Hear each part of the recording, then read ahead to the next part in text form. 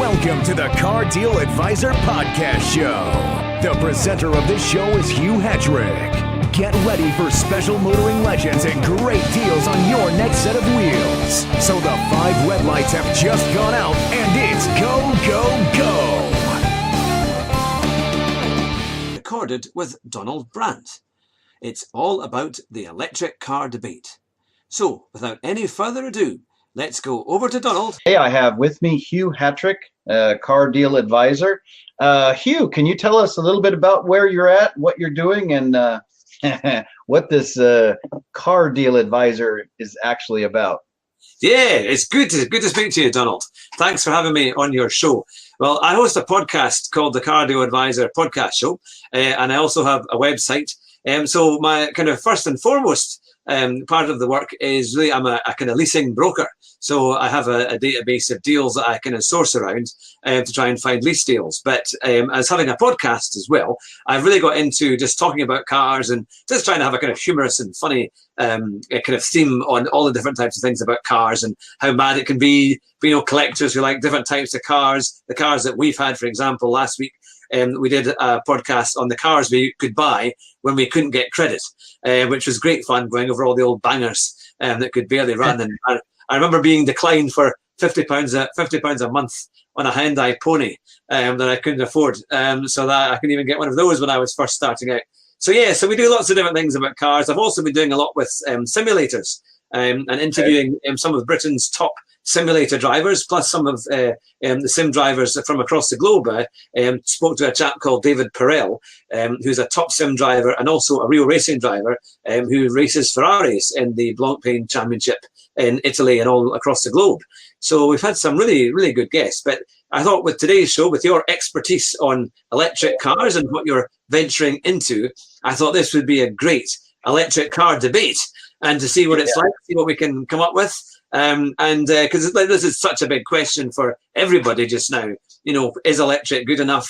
Will it make a difference? Is now the time to think about getting an electric car? So I'm very excited about what we can talk about today. And you've got some incredible cars behind you. New Tesla and other ones as well. So yeah, it's I think it's going to be a fantastic show. So yeah, ready to get started. And tell everybody you're from Edinburgh. Yes, well, I'm actually from the Scottish borders. I've lived in Edinburgh for many years because you know my good friend Fraser Ramsey, and he, of course, has been in Edinburgh, so I've known him for a long time. I went to school with him. So it's, but I'm based about an hour south of Edinburgh in the lovely Scottish borders. And we've got lots of motor racing heritage. We have the Formula One legend, Jim Clark, who lived at Churnside, just a few miles away from where I live. And so we've also got Louise Aitken Walker, the double World Ladies Rally Champion. She just lives up the road. So it's lots of motor racing heritage here in Duns. So, yeah, sounds like you got a lot of heritage and a lot of fun people in that area.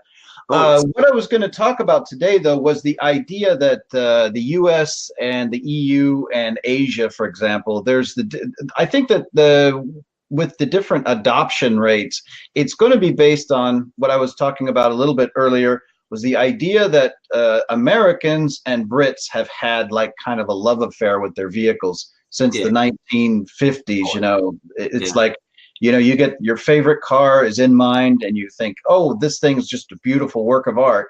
And I mean, for some people, some vehicles are just like that. They are very beautiful cars.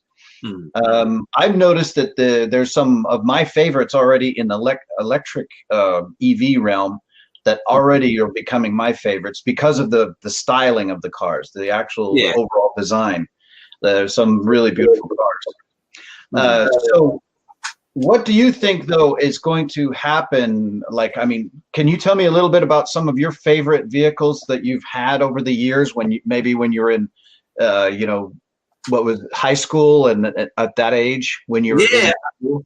I mean, I basically got my first car when I left school. I was always just driving my parents' cars when I was still at school, because we weren't really supposed to have cars at school where I was. But so I had a mixture of Italian cars. My father was a big Italian car fan. So we had Fiats. We had like Fiat X19s, which was just actually on the Grand Tour a couple of weeks ago, which was a little kind of convertible. So when I was 17, my father bought this car for himself. He was semi-retired and he wanted a convertible, and he fell in love with this little Fiat. But my mum and dad went on holiday, and they said, right, you can have this car. Obviously, be careful with it. And you can use it for the duration when they were away. So I had phenomenal runs in this little Fiat, kind of creating lots of noise and lots of rubber, kind of burn rubber marks across studs, which was not, somehow I didn't get stopped by the police. I don't know how. But yeah, lots of fun. They tended to be kind of cheap and not brilliant cars, to be fair. Although there was the exception. My father got an Alfa Romeo 155 2-litre, which was a lovely car. It was the car that used to use in the Touring Car Championship way back in 1994. And that was a fantastic car. I remember we went off to Indonesia at Christmas that year. And my father had said, right, I'll leave you with this car, because they went a few days before me. But can you get it washed? And it was winter time, December time, and everything was iced over. It was horrendous. The weather was really, really cold. So I couldn't get the car washed. And where we were, it was very muddy and in the countryside. And so I thought, what am I going to do? I can't get this car clean for when my father comes back. So I took it for a drive. And then I found out there was a hole had happened. There was a hole that had gone into the exhaust in this Alfa. And that only made it sound 10 times better. So I spent a few days before my trip over to this other side of the world, driving around Leith and all about bits of Edinburgh as fast as I could, and making as much noise as possible in this amazing Alfa Romeo. So yeah, when I had to buy cars myself, they were so bad, I'm embarrassed to mention them. There were things like Ford Fiestas, Volkswagen Polos. I did have a BMW, to be fair. About 12 years ago, I had a BMW 5 Series, a 540 V8 Estate. That was a brilliant car. That was so nice. I used to drive that to work. It was something like a 10-mile commute to get to my work, and I got 8 miles to the gallon in it. But I always used to say they were 8 incredibly fun miles. It was, they were brilliant. But at the moment, like BMWs. My brother had a BMW 2002.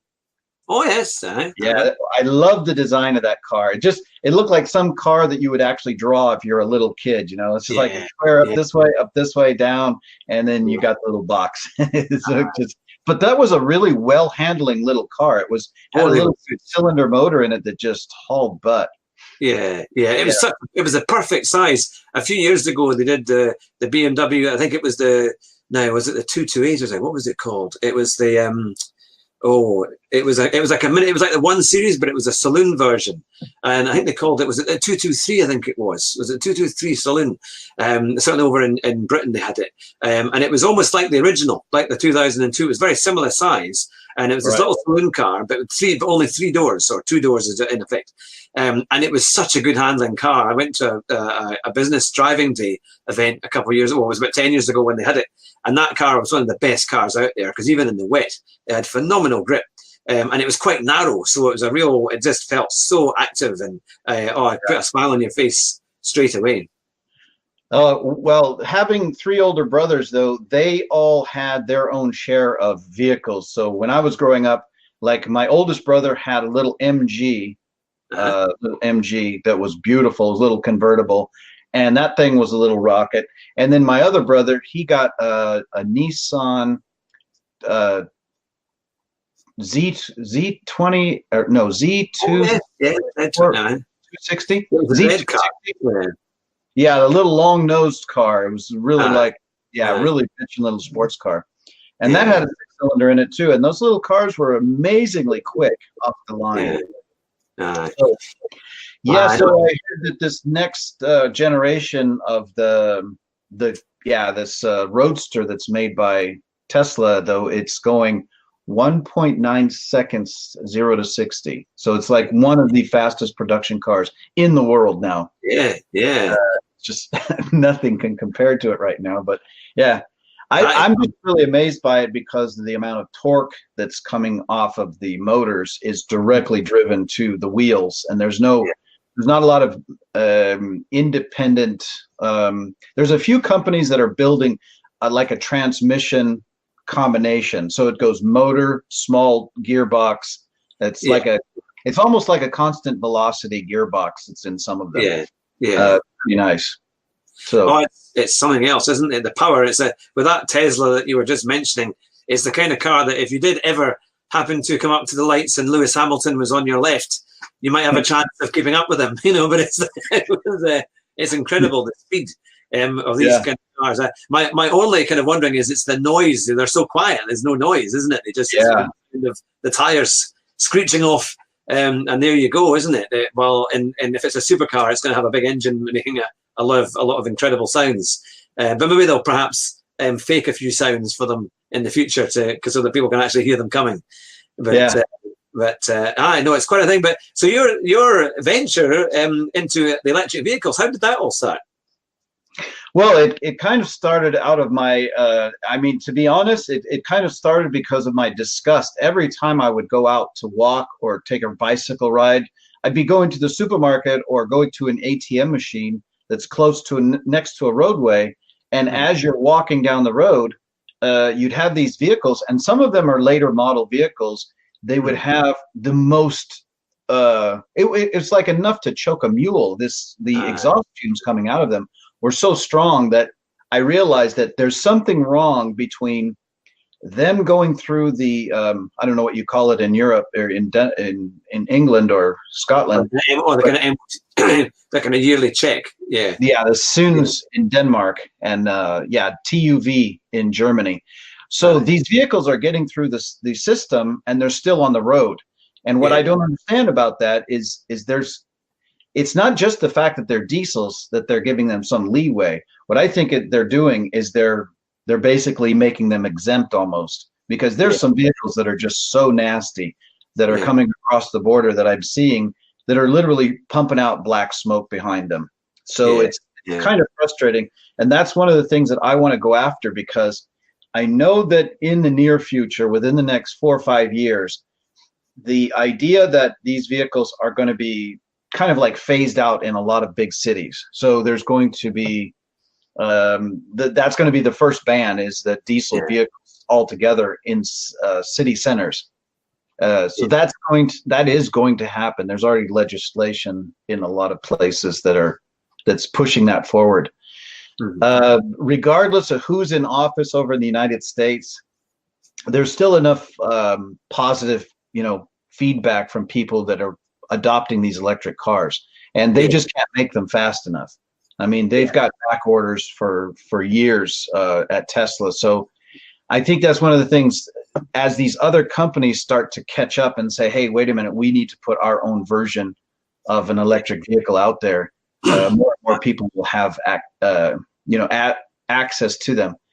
For me, it's not just the idea that whether I have access to one or not, because so many of them, like you said, vehicles that are priced out of our price range because we've had certain budgets that we've had to work with.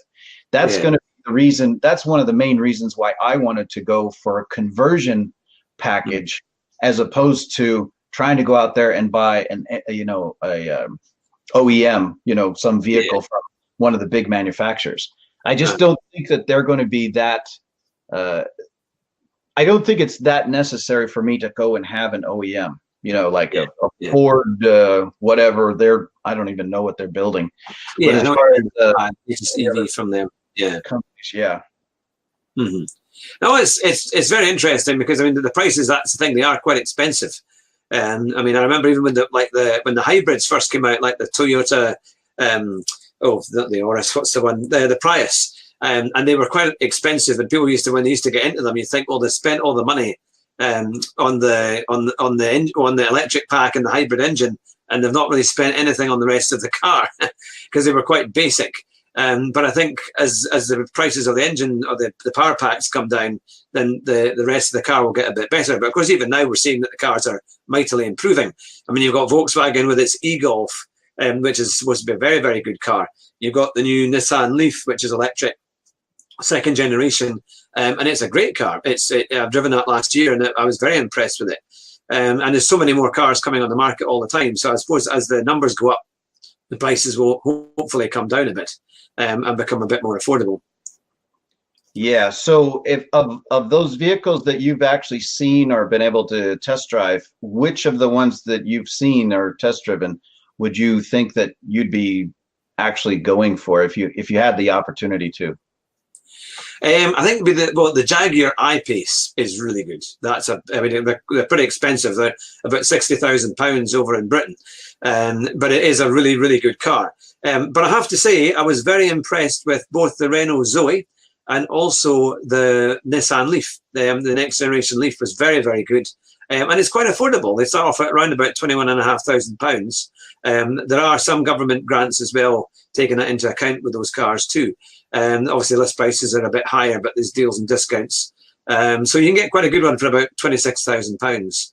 And there might be a few savings as well on that kind of price. But I mean, they virtually drive themselves. They park the car. You can park it itself. You press a button, you go along where you need to park, and hold on to the little button there, and it does it itself. It's quite amazing watching it do all of its tricks. It also, you can drive it with one pedal.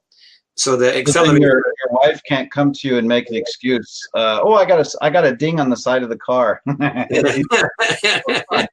Just use the old self-parking unit.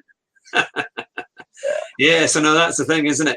I mean, it is impressive, the technology that's coming out, and I certainly think we were talking earlier about what cars. I mean, I think what would be amazing is if you could find a really good classic car, or one that was an older kind of cult car, and then get an electric pack in that. It's just trying to find an electric power pack that's going to be cost effective to make that work. But I could certainly see that being very kind of a lot of demand for that, because if you get like a Golf GTI or something really nice, and it's electric as well, but it's affordable, I think people would love to have that icon as well as electric, so they can drive it in town and not have any issues with all the regulations for emissions and things like that. Yeah. So what kind of problems, I mean, not problems, but what kind of things do you see that are already getting initiated with regard to regulations? Have you had anything in Edinburgh that's been on the books that's like coming in and saying, hey, we've got to switch to these electric vehicles for delivery vehicles, for example? Yeah, I mean, a lot of the councils for quite some time across Scotland, in fact, really across the UK, they were the first people that really took the electric cars on. So for a lot of councils, they actually have a lot of Nissan Leafs and cars very similar to that. Also, the Nissan, is it the EV200 or the NV200? It's a kind of small van that does kind of small, almost like a kind of flower delivery van. Do your kind of Interflora style kind of deliveries, that kind of thing. They work reasonably well if there's not a lot of weight on board. If it's kind of light packages like small deliveries, then that's absolutely fine. They can do it really well.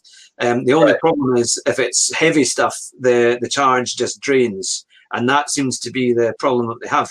But all the councils are trying to bring out regulations, or they're having to accommodate regulations to curb their emissions, or the amount of CO2 that they're potentially producing with their normal cars. So many of them have bought fleets and fleets worth of Nissan Leafs and similar to be able to get mainly really their staff. Who have to do journeys, whether it be in social care. So like for care workers, they tend to use them. I know I did that before in a local organisation in the Scottish Borders. So, and they actually work remarkably well if you know how to use them. Making sure the staff don't just run them dry, which does happen. But no, they are definitely coming forward. And to be fair, between a Nissan Leaf and a Fiat Panda, which is what they have locally, I think I'd have the Nissan Leaf. So it's not a hard decision. But I did have a very funny run-in with one member of staff, because I was a car enthusiast. They always used to ask me, how do you charge it up, Hugh? And you'd see all these people with wires and that. And so it's just like you go to the fuel station. You make sure you plug the thing in, and it lights up on the dashboard, so it's plugged in and it's charging. But people said, there was one lady in particular who kept getting running out of charge, and she said, I hate this Nissan Leaf. It keeps running out of charge. And I said, well, hang on, you know roughly how many miles you've got to do, because you have a journey and a chart. If you were in a petrol car, if your fuel light came on, you wouldn't just drive it till it ran out of petrol. I mean, he's stuck on the side of the road. Yeah, you would phone up. You go to you'd accommodate where a petrol station was, and you go and fill it up. And they had absolutely no idea. They just, and I said, well, if you're stuck, turn off the heating, or at worst the lights, as long as it's not dark. or do do something that there's things you can do, and they were totally like, oh, what is that? How it works? So there is, I think, the real thing you're gonna have to get over is the stupidity of staff to actually know how to drive it. I think that's going to be the biggest thing, because the cars themselves are very, very good. My only criticism of the Nissan Leaf is that it's not the most comfortable car to sit in on a long journey. I think they have batteries underneath the seat. So in the original cars, they were quite, it just felt a bit off, not so much offset, but just kind of a bit uncomfortable. But I think the new one, they've improved that quite a bit. No, they're great fun, and I love driving them. As far as you can go without it kind of running out of electricity. It's quite fun. Range test. Yeah, see how nerve-wracking you can actually get. But and the future is looking really quite amazing as to what they can bring out. So I just wish there was a bit of noise, because I love cars that have a nice noise. That's one of my only kind of. I think that's one of the things that was kind of funny on that show called, I think it's called Plugged In or something like that. It's like, that Robert Llewellyn, he's got that EV program. And it was really funny because they were taking a little, I don't know, it was kind of like a little voice or sound recording of a motor going, meh. And he was on an electric boat. And all of a sudden he goes, this would be fun if this was the sound that this was making, but this is what the sound that it makes. And he flipped it off, and you couldn't hear the motor at all. It was just just cruising through the breeze. But it was that company that's down there in Holland that actually makes components. And what they did that was really nice, which I think is going to be a very fast growing sector of the market, is they have put together a package that is completely, it's been tested through the what's it called, the Department of Motor Vehicles. In Germany and Holland. So it's basically been tested to fault to make sure that there's no electrical radiation coming off of it, like radio signals, because they don't want it to be interfering with people's pacemakers. And then they've zapped it with electricity to make sure that it won't catch on fire, all these different things. So they built a battery pack, a controller like the one you see in this photo here. It's a little small box. And then the actual motor components. So they put together nice little packages that you can retrofit older cars. And like you were talking about, retrofitting older cars is also going to be a very fast growing market once people realize that there are good components out there. Because, for example, if you had to go to work and you say, okay, I'm going to go say 20 miles or 20 minutes in my car, I'm going to just drive. It doesn't really matter what you're driving, as long as you know that you're going to be able to get there and then get home and then throw it on the charger again. If that was your maximum range, for example, for the day. That's where I was always hearing people wondering and worrying about their range. There was range anxiety, So that has pretty much been solved, because these guys can basically say, okay, how much is your normal daily driving averages? They'll figure that out. They'll take those averages, and then they'll put in one pack of batteries, and you say, okay, you know what? I have to double that up because I'm planning on going for X amount of trips next week. I'm going to be going on longer trips. So they can actually piggyback those battery packs and make them go have longer range. So it's a really nice modular system, so they can add range or take away range depending on what you want to have. So for me, for the first project that I'm going to be working on, I'm going to be putting together a vehicle that's probably got no more than a 75 to 100 mile range, because I don't need any more than that. Everything that I do here in southern Denmark is close. I mean, everything.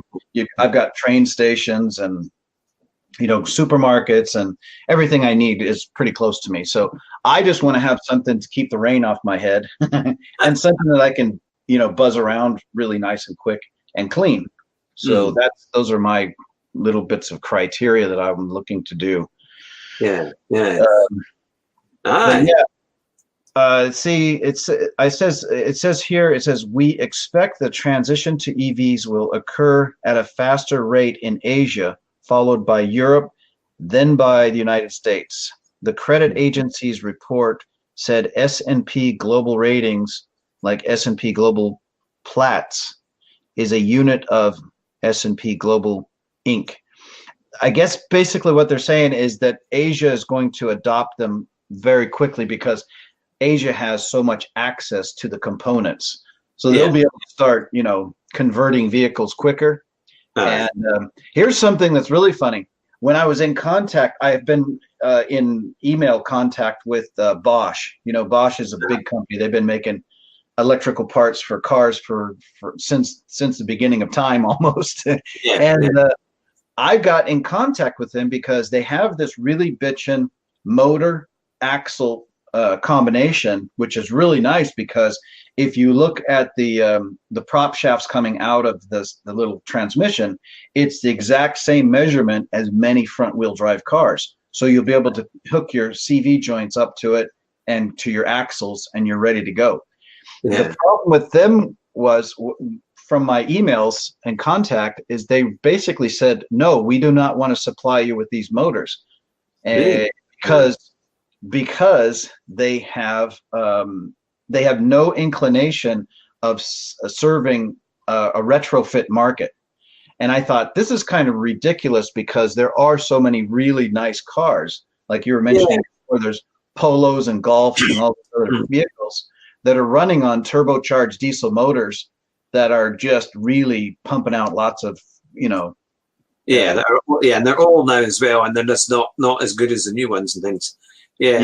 So it's I'm surprised that they wouldn't be interested. I mean, I was thinking about this over the last couple of days, and I thought, I wonder if there'd be potential, because some car manufacturers, they will sell their engines separately, so you can go to them and to buy whatever you like. And now that Renault, for example, Nissan have been making EVs for quite a long time, you wonder whether they would supply their engine or their battery pack to people like yourself who are wanting to do conversions, because that might be, and it might be a lot cheaper because it's been out for quite a while. So if it was maybe a slightly earlier tech one, not as complicated as some of the newer ones that maybe they've still got a stock of, or they can they can service quite well, you might find that there's a better version. Because I remember, I think it was on the Nissan Zoe. Now if you buy one of those in Britain, you have to lease the batteries, and you pay a wee bit extra to lease the batteries for, I think it's about a 5-year period, because they're guaranteed for that time. And they say that if you have it and there's a problem, and you didn't have this guarantee, I think it would cost you about £8,000 to replace the battery pack. And I thought, well, actually, that's not too bad. £8,000. If that means that gets you a battery pack for that car, then that's potentially a lot cheaper than maybe some of these other places that we're going to charge you a lot more. You can maybe see if Renault might sell them directly to you, or something similar. Yeah.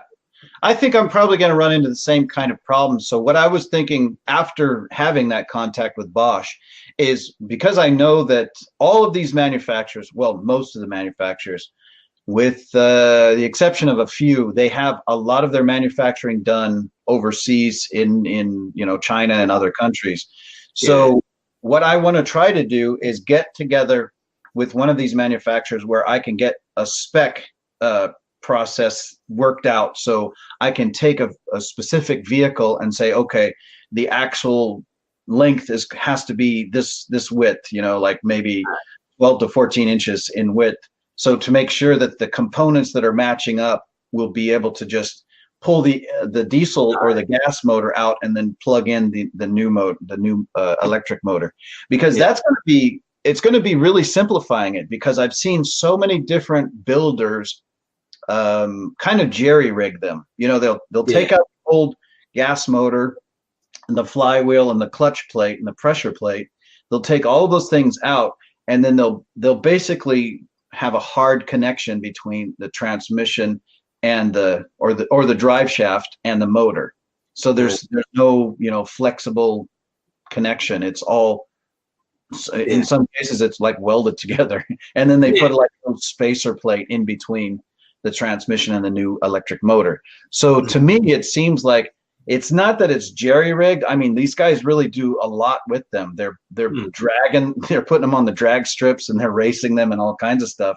But the thing is, I want it to be almost like cookie cutter, so I can pull out a motor and put the new motor in. Just pull out the motor and put the new one in. So with the guys that are doing that in Holland, their systems have been pretty well designed, but they've been building stuff for like old Trabants and French cars and stuff. I don't know why they would pick that car as a retrofit, but I guess they're more. I guess maybe it's just a bigger number of them down in Holland. Yeah, like Volkswagen Beetles and stuff, you know. Yeah, I suppose they're quite cheap, aren't they? I mean, it'd be easy to get a Trabant somewhere. It'll be abandoned somewhere, and maybe they go to Chernobyl. You get a whole bunch of them at Chernobyl. You can find all the old ones, and there'll be you got as many as you need.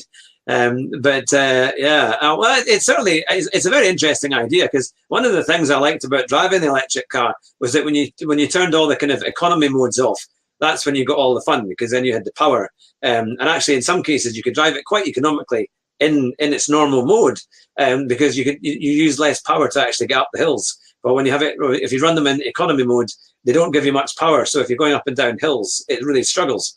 But you really got this waft of huge amounts of torque, and they were quite fun to drive. Actually, it was kind of quite pointy. Certainly in the Nissan Leaf was quite good. So if you get a car that's set up well already, and as long as the battery is not too heavy and doesn't affect the car's handling, then I think you could come up with some great vehicles that would really be in demand. You know, you could have. I think it'd be a buyer's market, certainly, or you'd have a good marketplace out there for some very interesting and fun cars. And also would be cars that weren't so famous before, but because now they're electric, they actually have a much bigger appeal. You know, give them a second kind of lease of life type thing. I was going to ask you too. Another question is like, what do they do when it comes to snow over in your country? Are they throwing down salt on your roads, or do they? Yeah, we tend to put down salt and that. So yeah, cars tend to rust, or they have problems underneath in the longer term. Although cars tend to be galvanized now, the paintwork, so the body shells, so they do tend to last a lot longer.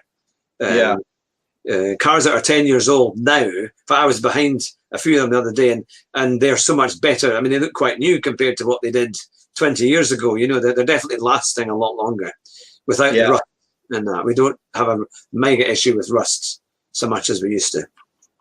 Well, they put down salt here sometimes, and it's like, why are you guys putting salt down? Because this stuff will be melted by tomorrow. So it's overboard with the salt sometimes, but it does really chew up the carriage of these vehicles.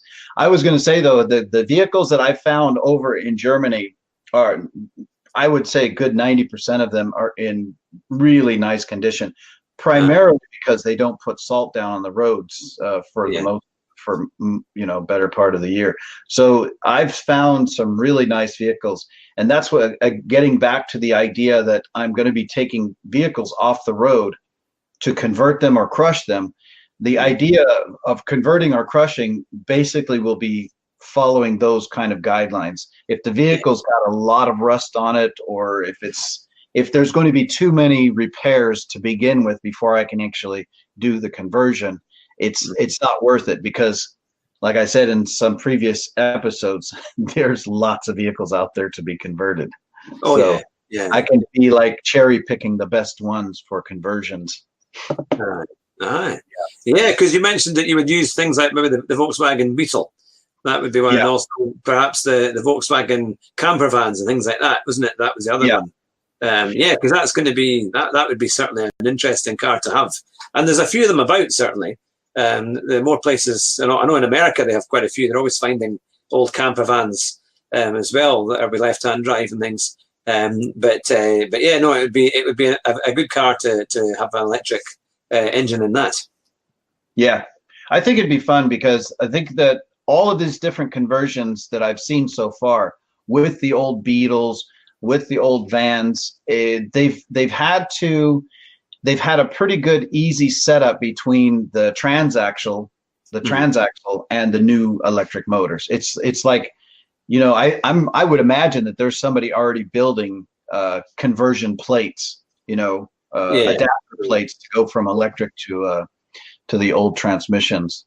So, what do you want to convert? If you had your choice, which kind of vehicle would you convert? If you could find it and you had it like had some deep pockets and you just wanted to take this old classic, which car would you convert first? Oh, that's a hard one. I mean, I've become a lot more interested in classic cars recently. I was never a big fan before, but I love the old Jaguars, like the XK140s. My father used to have an old Jaguar Mark 7 for a wee while. And that was a big, huge car, big kind of limousine type thing. Very, very heavy. I don't know how he managed to drive the thing. But something like that was with an electric engine, it might possibly be a bit lighter. But yeah, so, I think a Jaguar XK140, I think that would be a classic. That would be quite an interesting car to have. To do a conversion of. But yeah, or maybe one of the old Alfa Romeos, like the Alfa Sud. If you could find one that hadn't rusted away, then perhaps an Alfa Romeo, an Alfa Sud with an electric engine, that would be quite an interesting combination. Because they were very good handling and quite fun and quite light. So we could keep that. If you're able to kind of keep it balanced, then I think that would be quite a fun car to have. But I do love those big Mustangs, like the old American Mustangs as well. But you'd have to have some kind of simulator of the noise, so you can still sound like a you toddle along. Hear some noise, yeah. Well, that's one of the things that I had when I was growing up. My mom in 1975, my dad bought her a 1975 Camaro, Chevrolet Camaro, and that was a pretty heavy car, and it had a V8 engine in it and big heavy duty aluminum bumpers. And I actually got rear-ended in that car by a woman in a 380ZX. Oh, yeah. 280ZX, yeah, one of those Nissan 280ZX with the long nose on it. Yeah, nice car, yeah. She ran into me going I think she's probably going about 40 miles an hour. And when she hit me, I said to my friend before it even happened, I said, "Hold on, Brad, we're going to get rear-ended." And he just went like that and he just froze. We got hit, and I got out and looked at her car, and the whole front hood was just accordion. Look, it just like an accordion. The whole thing just folded. And my mom's car was still drivable. I drove away and drove home, and the tailpipe got bent a little bit, but other than that, there was no damage. I was just amazed because of the sheer weight of the car. Yeah, it's just incredible. But yeah, I think that's one of the things too is like I have seen a really cool one. Robert Llewellyn had done well, he didn't do it. He was at a show where they had done a Jaguar E-Type that they took the V12 out and they put in a really nice electric motor system. And they said that it was lighter and faster than the V12. Wow. It was a really nice conversion. Yeah. Yeah. Well, the curb weight almost dropped. Something like overall weight had dropped something like 100 and some odd kilos, 160 kilos of weight. That kind of thing. Well, I do have this love at the moment for this YouTube program called The Barn Finder. And it's a chap in his 60s who finds all these old cars, and he goes to scrap yards out in the middle of nowhere. He always says you want to find an old track that says dead end, and then there'll be always somebody who has a collection of cars at the end of this, and they go to these places with just acres of cars, and it's been a scrap yard that's been empty for how many years, and I think for that, because I remember seeing one and it had Mustangs and Camaros, and obviously they're all in a bit of a state of disrepair, but the big problem is normally it's the engines, isn't it? Because the engine seize up. So they're pretty much useless. They would be written off. You couldn't really do anything with them. But if it's a matter of putting a power pack in it, you can just take what's left of the current engine out, and then put the new one in, and then maybe just put the floors in, and make sure that structurally it's all right. So you kind of think it could actually have a much better use. And if it was a bit rusty and it looked a bit like a kind of Mad Max car, it would be quite cool driving that down the road. It was with no sound. I think it's kind of, you could recycle just about anything. And kind of make it into something quite appealing motoring kind of icon by the time you're finished. Yeah, I'm kind of surprised that Cuba hasn't adopted an electric motor program, because some of those old cars from the 50s that they still have over there, some of the old American cars, they put like tiny little motors in them, like 5 horsepower motors from Russia or somewhere. They put those into those old American cars, and they keep them on the road for a long time. It's amazing. Yeah, but that would be a cool conversion. So, yeah. Are you expecting those big old Chevrolets and things to have big V8s in it, and 350s or whatever they call them, or these big engines that they had, but not kind of a few hundred cc motorbike engines or something with hardly any horsepower. But it's certainly interesting where it's going. There's no doubt that I think it hasn't quite taken off yet in Britain. I think it's mainly been the kind of government groups that are buying them, but bit by bit, I think more private individuals are looking at them. I think partly because the costs are still really quite high, and there is this kind of range anxiety. But as they get better, it's just like anything; it's going to take a bit of time, and I think then eventually it will happen. My question would be is if there's so many, you've got obviously petrol or diesel, and they're a lot cleaner now than they used to be, and now you've got electric, and then you've got hydrogen as well. And you think, will a hydrogen engine be quite easy to produce? Will it be quite sustainable to produce? Will that eventually possibly take place, or you don't think so? No, because I was just there's a lot of these different think tanks where you have these guys some of them are brilliant scientists, and some of them do nothing but analytics. So they look at the whole picture, like the macro picture. And one of these guys who does that, he was looking at that, and he was like looking at his chart, and he goes, "This is when Jeremy Clarkson is going to adopt electric vehicles." He's like a few years from now, Jeremy Clarkson will finally break down and buy an electric car. But a little bit further up the line, they show there's a part on there that says that hydrogen vehicles will be completely eliminated from the race because there's too many working parts on them, too many different things that can actually kind of fail. That doesn't happen. It just doesn't happen with electric vehicles. Electric vehicles that are all electric, they don't have near the complicated parts. I don't think the parts to go wrong, that kind of thing, isn't it? With batteries and basics. Why make something more complicated than you have to? And you don't get any real sound from one of these hydrogen cars. So what's the fun in that? It's like they're both quiet. Electric and hydrogen are both quiet. So it's not like you hear vroom vroom vroom. And that's what we miss. That's the thing, because I know that Honda has gone into hydrogen quite a bit as well. But Mazda, they've kind of been one of the only manufacturers that have kind of kept kind of developing petrol, and they've got their latest petrol engines that are similarly almost delivering diesel amount of MPG, but are very, very efficient. And they say that if they get into a certain efficiency level, it's going to be almost neck and neck with electric in certain ways, because obviously you're getting the mileage, you're getting a bigger tank, so you get 600 miles on a tank, which is a good bit of distance that you can cover, I suppose, without the hassle of having to charge them up. But I think it's amazing. I think it's a great kind of showing of where the market is, and when these manufacturers put their heads together and come out with these new ideas, it makes it great for people like you and me who are the buyers, who can come out and say, right, what's going to be a great car to buy, and what's going to happen.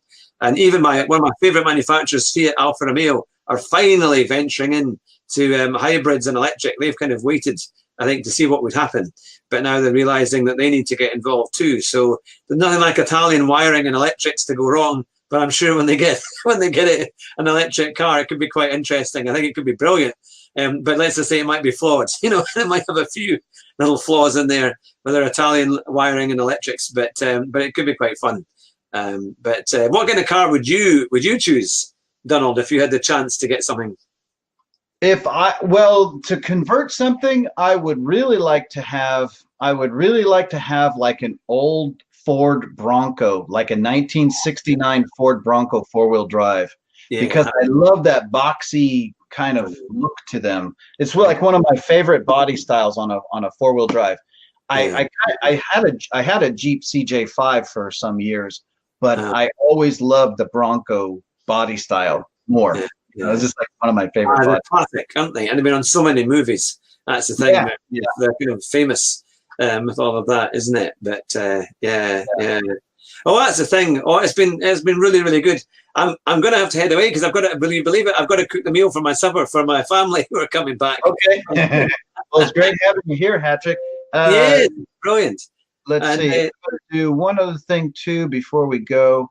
let's see. I'm going to put this back on. This is your Hugh Hattrick, Car Deal Advisor. So can you just say a little bit more about that? Is that something that you have your podcast, and what else is involved with that?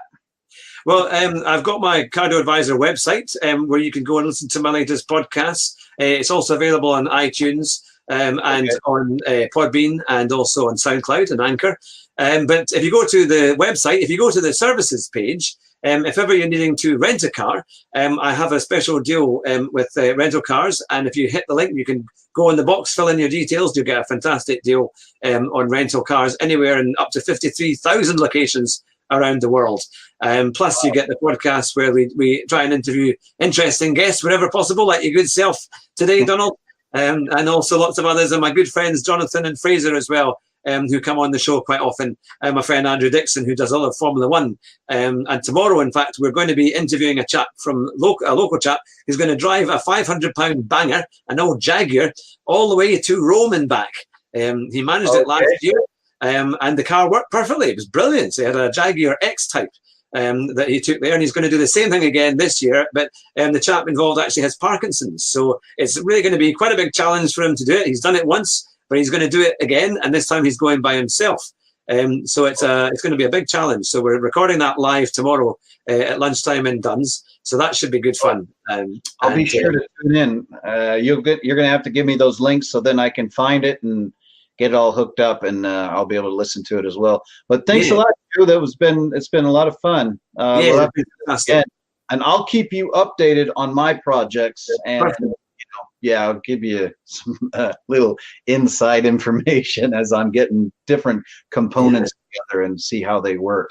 Well, I'll speak to my contacts at Fiat, and we'll see if they can get you a cheap Fiat electric battery pack for your car. That sounds like fun. Excellent. Thank you very much, Donald. It's been a pleasure. Speak to you soon. Take care. Bye just now. At cardioadvisor.co.uk, we can help you save thousands of pounds on your next new car or van. And we can also source second-hand cars as well. And we can save you money on car rental, whether it be in the UK and abroad. Just click our rental link on the website. And we'll give you a free gift if you trade in your car with We Buy Any Car using our special website link. So go to the website now and see how much you can save. And it's back to the show. Thanks for listening.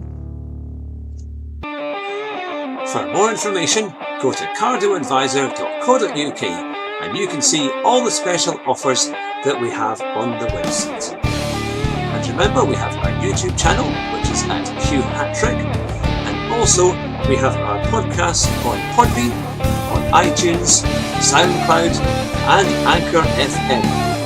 And if you like what you hear, please like and subscribe to our shows, or you can donate every month for just £1. Thanks for listening, and we'll speak to you soon. Bye-bye.